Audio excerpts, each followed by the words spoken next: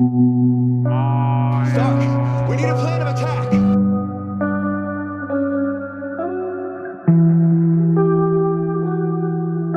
I have a plan.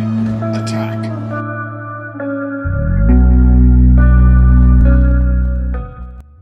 Hi guys, I'm Grubby here, and this is a Marvel Future Revolutions video. In this video, I'm going to go through the specialization, process that I'm going through for Spider-Man, the flaws that I made with Storm, and so I'm going to give you the step-by-step things that I'm doing. However, first, I want to give a special shout out to my niece, Nalani, and say happy birthday. And what I'm going to do because it's her birthday, and because she's at the age of where comic books might become interesting to her, this is when they became interesting to me, I'm going to give her a little brief background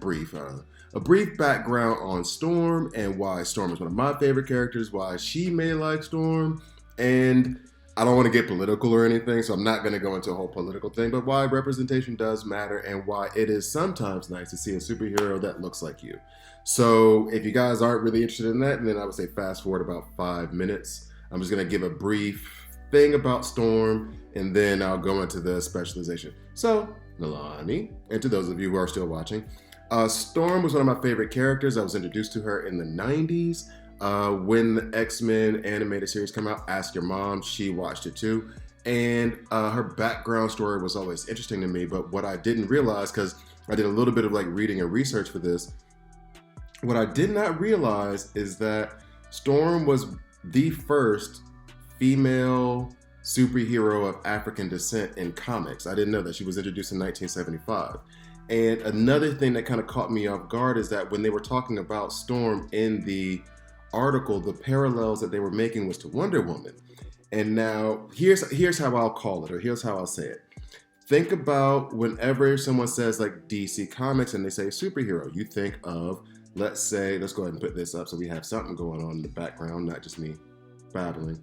But let's say you're thinking of, you say DC Comics, you think of Batman and Superman automatically. There might be others, but the two most popular on the planet, Batman and Superman. We'll let Storm handle this by herself.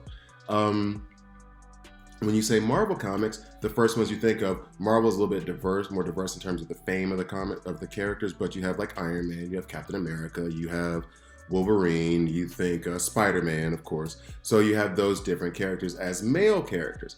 In DC Comics, when you think of female superhero, you think Wonder Woman. You don't go to Superwoman or Supergirl immediately. You think of Wonder Woman first. And when you go to Marvel Comics, I didn't even realize this, but the first one that you think of, at least for me, is Storm. You also have your Jean Greys, your Kitty Prydes, your I'm drawing a blank on names right now. Your Captain Marvels is in this game. Your Black Widows is in this game. So you have these, but the first one that you think of is Storm. And the funny part is when this game came out, I was like, oh wow, they got a black female superhero in there. I'm glad they put her in there. Then I read the article. I was like, well, yeah, that's kind of the deal. She is the female superhero you think of when you think of female superheroes in the Marvel Universe. There are others, but her name definitely pops up. I mean, Captain Marvel wasn't even a female until 2000, I think, is when they went from Captain Marvel being a man to Captain Marvel being a woman. Black Widow has gained fame more so since the movies have come out in the MCU, but she wasn't anything that anyone was grabbing for. Miss Fantastic, she's around, but nobody was. She-Hulk, they're all around, but the one that you think of first usually is Storm. So in any case, the brief history about Storm, and I went back and you'll see me kind of reading things and looking it up, is that I did not know is I knew Storm was claustrophobic and I knew she was an orphan. However, what I didn't know was that she was princess of a tribe and descended from a long line of African witch priestesses with white hair and blue eyes and a natural gift for sorcery. So she was part of kind of a sorcery, I guess, guild within her tribe. Then her mother fell in love with an American photojournalist, and then they went to New York. The parents were killed, actually, and this is the thing. There's always some kind of tragedy in a superhero's backstories. They always have it. They even made fun of it in I think it was Umbrella Academy where they made fun of it. But every hero has some kind of tragedy that they've gone through, and they have to persevere through it. Aurora, her original name or her birth name is Aurora Monroe, had a lot of it. And actually, during this incident when her parents were killed, she was actually buried under rubble. And that's what gave her claustrophobia, which is a fear of very small enclosed spaces, which she still has now. That actually really touches a point with me because I'm not claustrophobic, but to me, that's a very human, very real fear that people can have. Like Superman's weakness is kryptonite. You know what I'm saying? Like Tony Stark's weakness really is like the shrapnel that's around his heart with his arc reactor in the middle of it, keeping him alive. That's his weakness. However, those are kind of outrageous and exaggerated type things. Claustrophobia is something that everybody suffers, or not everybody, but that anybody could suffer from. Sorry, in any case, as I'm babbling on, I'm trying to cut it down a little bit more. But so that is her backstory as she was growing up. This orphan girl of 6 or 7, 6 years old. She ended up becoming like a thief just so that she could survive, and then was eventually started being worshipped as like a goddess because her powers came out, her ability to control the weather. And then Professor X found her, and that's when she started becoming an X-Men. Now, on top of all this, she's not just an X-Men, she is legitimately one of the most powerful mutants beings on the planet. Like, she controls weather. And so she has stood up against many, and many of them have fallen. Everyone from Cyclops to Spider-Man to Wolverine, name the superhero, she's gone up against them and she's taken them out. She's capable like that. So Storm isn't just, a member. She was even second in command of the team. She was first in command in the 80s because her and Cyclops went at it, and then she actually defeated him and started running the X-Men, and then that got changed along the way. Then in the 90s, when they had the two teams, Professor X was the head of the X-Men, Cyclops was second in command of the gold team, and then Storm was command under him, but then command of the blue team. She was a part of the Avengers at one point, and she even married Black Panther and was Queen of Wakanda for a bit, and even ruled Wakanda when Black Panther decided to go to New York and get some isolation and find some time for himself to find himself. She stayed in Wakanda and held everything down. So, and on top of it, the Panther God. This is one thing that was actually really cool that I actually just read now. The Panther God was like, hey, yo, you got to choose. You got to either be Queen of Wakanda or you have to be an X-Man. You can't be both. And she was like, then fought the Panther God and was like, yeah, I'm going to be both. I'm going to be both an X-Man and Queen of Wakanda. Y'all deal with it, basically. So, boss lady, amazing representation of a powerful Black woman. And it is one of those things of where representation does matter. It's nice to have a superhero that looks like you, even if it's not your favorite. Batman is still my favorite, though I love Black Panther.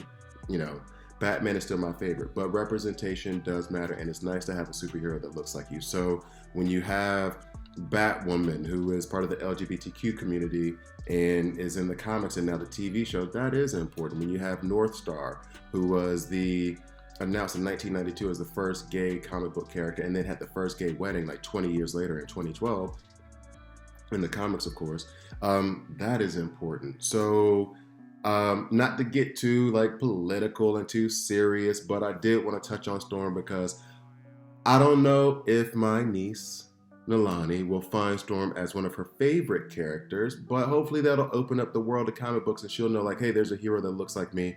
But then she turns around and she's like, no, I like Jean Grey though. Or no, Wolverine's my favorite. Or no, X-23 is my favorite. So that is Storm, an amazing character. If anybody has watched Storm or seen those cartoons, comic books, put down the stories below. Any comics that you could recommend, actually. Tell me a comic book hero of yours. It doesn't have to be Storm. Any kind of character that you think is important for a young girl to read, let me know, and then I'll send my nieces in the US. I'm in Switzerland. And then I'll send it to my niece on Google Play. I'll buy it for her and let her have that. So, I don't know. I thought it was important to touch on that for her birthday. I guess that's it. So, that's Storm, one of my favorite characters of all time. In fact, a lot of people's favorite character of all time, whether they were black, white, Asian, Latin, doesn't matter. Awesome character in comic book history. Now that I found out, I didn't even know it was like in comic book history for real. I thought she was just like, oh no, it's cool, it's Storm, she controls weather. I didn't realize it was like comic book history, like she had an impact like that. That's crazy. That's awesome. Anyway, so now we'll get into these specializations. I said 5 minutes. I actually should put a note up there and be like, at 10 minutes, then you can start with the specializations. Now, so getting into specializations. One thing that I did that was a mistake, and you'll notice this with my Storm, because Storm was the first character I took, surprise, surprise. If you look at the specializations here, you'll see that I've gone everywhere. Now, here's the problem. I started out that way.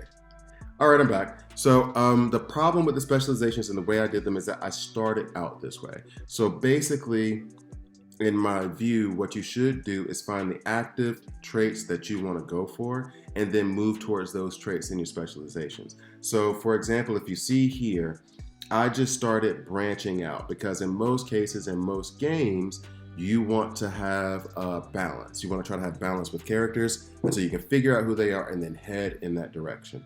In this case, it could be true, but for me, what I discovered very quickly is that I wanted to have her lightning class abilities have more power. But what I did was I went up here and started heading towards like this chill damage.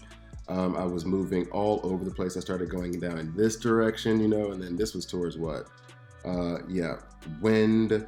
And what I should have been doing is literally focusing the specialization materials that I have, which are hard to come by. Like it's not, you got to do a lot to get them to a certain level to be able to level things up. But what I should have done and what I'm about to show you with Spider-Man is here. I've gone to all the lightning class abilities, and those are the active traits that I want. So what I did was along the way, get the passive traits that I wanted. So now the active traits that I have are these 4 lightning class abilities. For Storm, which is best for her, she's going to be is my PvE farmer. So I want the lightning abilities. That's where she does the most damage, especially on on a few of the AoE attacks, and then her single point attack, I guess is the way I'll call it, single point attack.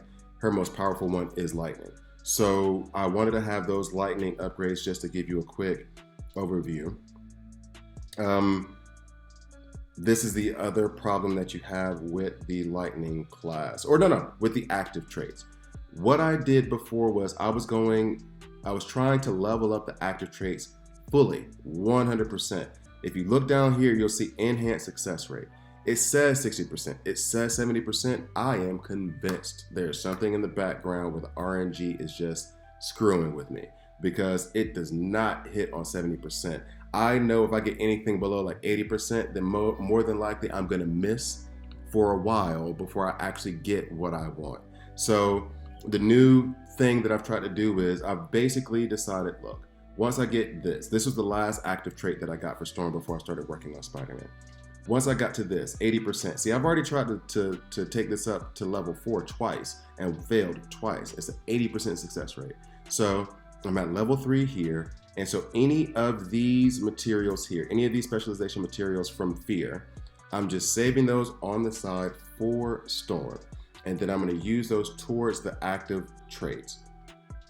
And all of the other specialization materials you'll have here, like your power, it won't even show me that. Let's go up here. So you have here, you have creation, you have illusion, you have power, all those other specialization materials. I'm sending them over to Spider-Man. So now I'm gonna go over to Spider-Man very quickly, which I'm so happy about my Spider-Man right now. I finally got a note to Sakaar. My Captain America is stuck at the final battle, and stuck because I haven't had time really to, if you hadn't noticed about my upload schedule, I haven't had time really to work on like just sitting there because that last battle takes like 20, 30 minutes. And I haven't had like 30 minutes to just dedicate to just like doing that. But anyway, so as I come over here to my Spider-Man specialization, what I did first was, because you can look at them before you even start. What I did first was I decided, okay, Spider-Man is going to be my PvE hero. So what do I want from him? Well, I know with his webbing, when you're going to PvP and fighting a dimensional duel, you can web up someone and lock them down and then just have the web do damage as well as just keep hitting them while they're in the web. So that means so for example here, we have Spider Sense. I don't really care about the Spider Sense class of his abilities. Over here, we have Spider Combat. This is his melee ability. It would be nice for him to hit harder when he's doing his melee attacks, but that's not really necessary for what I want him to do. What I want are these webbing abilities, these webbing active traits, because I want to web up my enemy, and then it doesn't matter how hard I hit them, doesn't matter how high I'm jumping or how much I'm dodging, although dodge rate I do feel is important. That part isn't the most important, because if you're webbed up and you're locked up, you can't go anywhere, so I can hit you as hard or as soft as I want. I'm winning. You can't do anything to me and you can't get away. So what I've then started doing now, ever so slowly, I just started like yesterday, so don't have a lot of those materials ready, but is I've only headed towards down the path, and so you know, at least with Spider-Man and Storm, I'm thinking this is for everyone. The active traits class, like the webbing versus the Spider Combat versus the Spider Sense was the other one, they're all towards the same direction. So all of the webbing is here, here, here, that one, and here. So I am just going to, for the moment, as a free-to-play, low-spender player, I am just going to use the resources just towards going this section of the specializations and only worry about getting the webbing, because I want the webbing for my PvP build for my Spider-Man. I'm not going to try to go for balance. Webbing is the way that I want to stop my enemy, so that's where I'm headed. So now it's a matter of, just doing that. I'm not going to waste any time on any of this other stuff. Even though you see the red dot where I can upgrade this stuff, nope, that's just a waste of resources. I'm not going to do it. So that is the actual plan that I have for Spider-Man right now at the moment. And I feel as though, like, let me go ahead and put this on, send Spider-Man out there. I feel as though I spent like more time, and I know I did. I can look at it. I spent more time talking about Storm than I did about the actual specializations. I hope you got something from the specializations and got the concept that I'm saying. Find the active abilities, find the active traits that you want under the web class and you know what? Let me touch on this. When you go to their skills, when you go here, the skills will let you know. So for example, Spider Sense, Spider Combat, Spider Swing. You see the class here, Spider Combat. The class here, Spider Combat. Here we have Web Shooters. That's another class in there. Web Shooters, going all the way down. Web Tech. As you can see, all the classes are there. So what I'm doing right now is I am deciding the skills that I want, seeing what class they're in. So if you want to base it on the skill itself, the skills that you want to use, the skills that you'll find to be helpful. You check their classes, then you go to the specialization, you find the specializations that apply to those classes, and then you get your active traits headed towards that class. I hope I'm explaining that correctly. I feel like I'm not explaining that correctly, but I hope that I am. So just to give that example again, you see this here, Webcraft, Web Shooters. Web Shooters is under the webbing, of course. So because I want webbing, because I want this Web Shooters class, you see how the enemy is being wrapped up. I am then going to go and say like, okay, so which specializations do I have that deal with webbing? It's these 4 here, but I'm just going to go to that one for now. All right, so that's the active webbing trait that I want to use. So then I'm going to buy these or level up these passive abilities towards webbing. Then I can get that active ability. And then as I'm leveling up the active ability to go back to the Storm, I am not going to try to level them up past level 3. The first goal is to get all of the active traits. So I'm going to get all 4 of these active traits. Then I'm going to level them up to level 3. Like, I think that's where it stops at 85% instead of 80. Level them all up to level 3. Once I have all 4 of them, then I'll go back to getting those resources and then trying to level them up to level 10. Or if I get a different character, depends on how that goes. But then I'm going to try to level them up to level 10. That is the goal. So 1, don't waste your specialization materials on trying to make it balanced and trying to get all the passive traits. Focus on the active traits you want, head down that path. Once you have that active trait, especially if you're free to play or low spender, then level them up to like level 3, because then the success rate beyond that, maybe your RNG is better than mine. My RNG, maybe it's just, it hates me right now. Then level them up to level 3 or 4, leave them there, and then start heading towards the other active trait. Buy or upgrade the passive traits that will lead you to the other active trait. Get all 4 of them, level them up to level 3, level 4, and then once you have all 4 of the active traits you want for your character, then level up those active traits with that specialization ability, or go ahead and start working on your other heroes. So I hope that made sense. I hope I explained it clearly. Thank you guys for watching. I drop Marvel Future Revolutions videos every Tuesday and Thursday, and DC Legends videos every Monday, Wednesday, Friday. So please like, please subscribe, and if you don't like it, hit subscribe and hit dislike. I'm okay with that as well. Please, please, please subscribe. I'm almost to 1,000, almost to monetization, so that would be nice to be monetized so I don't have to keep doing this for free. Thank you guys for watching.